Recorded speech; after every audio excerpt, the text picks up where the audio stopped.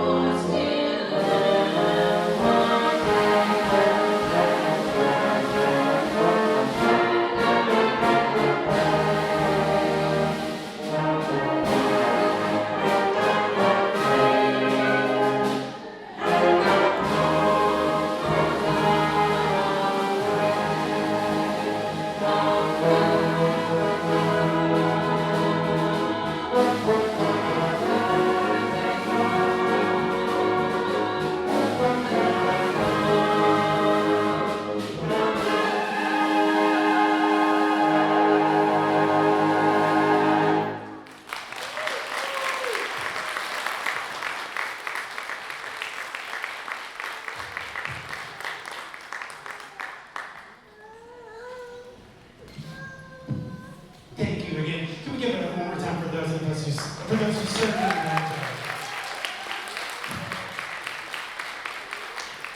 Thank you so much for your sacrifice and what you've done for our country. Before we jump into the next piece, and before I let one of the band members introduce the next piece, I wanted to thank two special groups of people. First, CrossRoads United Methodist for hosting us, allowing us to perform today for you guys, and giving us a nice venue for this. So thank you. And I personally wanted to thank the Pearland Community Band board members for doing all the work to make all of this happen, give us rehearsal sites, performance venues, and trusting the crazy ball guy with the band. So thank you board members so much for what you guys have done for me and Denver.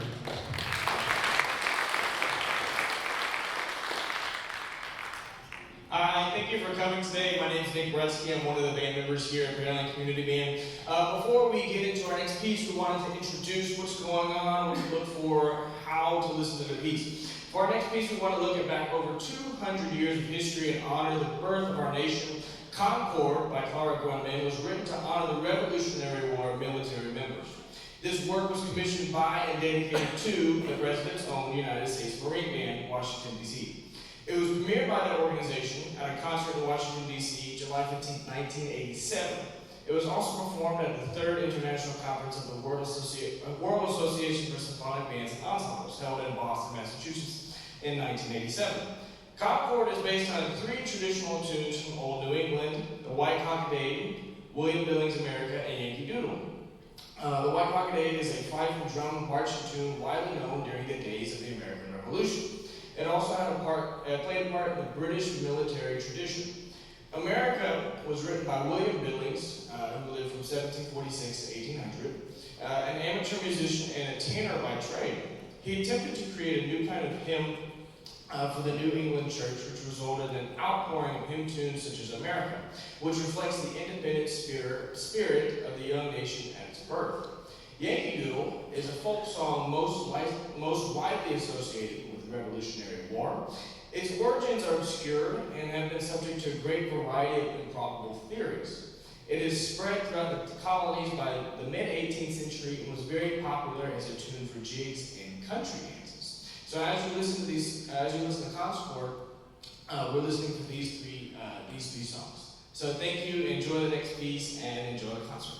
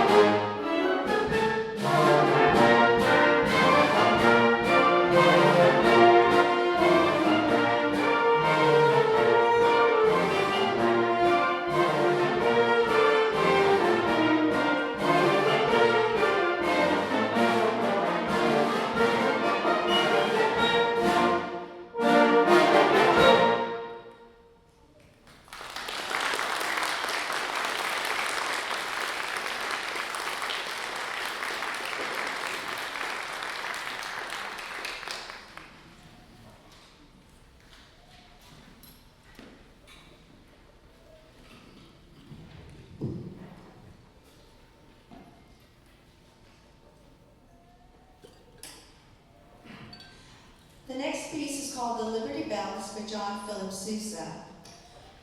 For $500 more, this march probably would have been named The Devil's Deputy.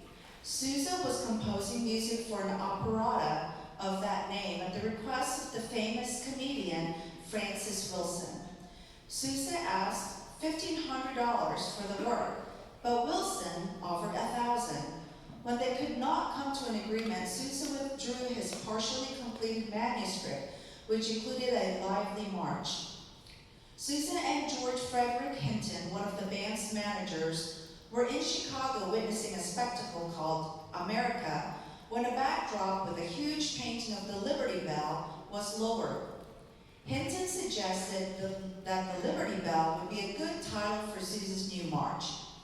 By coincidence, the next morning, Sousa received a letter from his wife in which she told him that their son had marched in his first parade in Philadelphia, a parade honoring the return of the Liberty Bell, which had been on tour. The new march was then christened the Liberty Bell.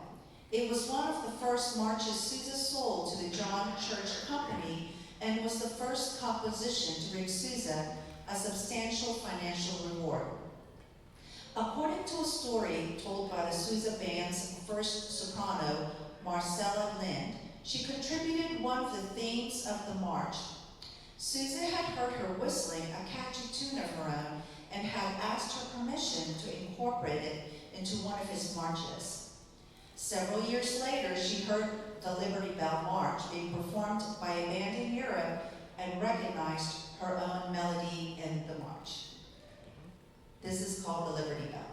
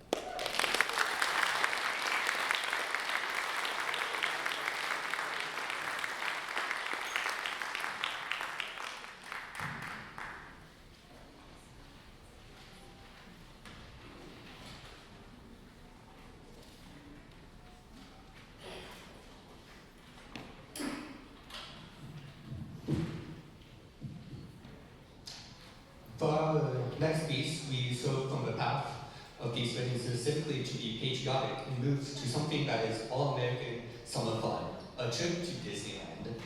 What could be better than a flashy melody featuring some of the great musical moments associated with the American icon of family entertainment?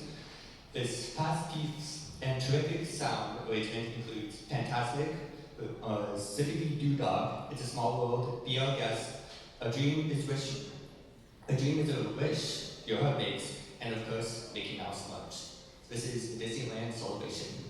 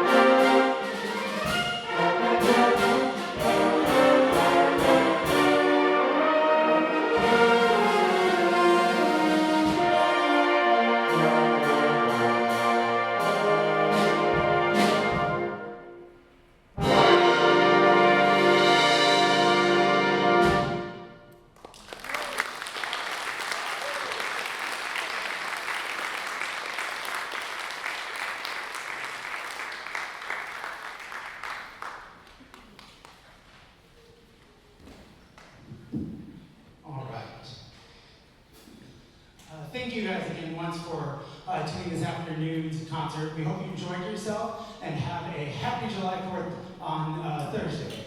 Now for our closing piece, Stars and Stripes Forever, also by John Philip Sousa.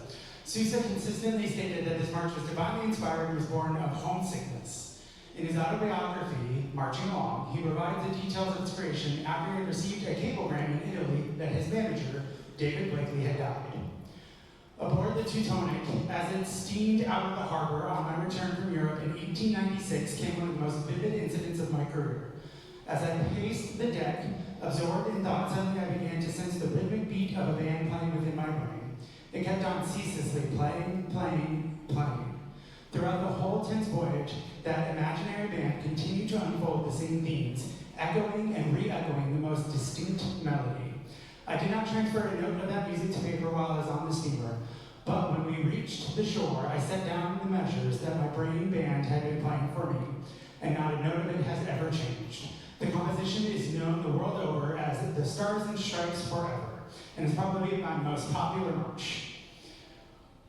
Paul Beerley states that the Stars and Stripes Forever is by far the most popular march ever written, and its popularity is by no means limited to the United States. A 10-year International March Popularity Survey confirms Beerley's statement.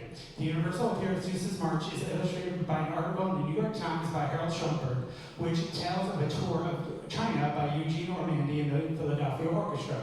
After sitting politely but stonily through a program which ranged from Beethoven to Copland, the orchestra struck up the Stars and Stripes. All of a sudden, electricity permeated the hall, faces broke into smiles, feet began tapping, there was a general air of understanding and happiness. Maybe it really is the greatest piece of music ever written by an American. In any case, it has made more friends for America than any other piece of music. So please enjoy the Stars and Stripes Forever.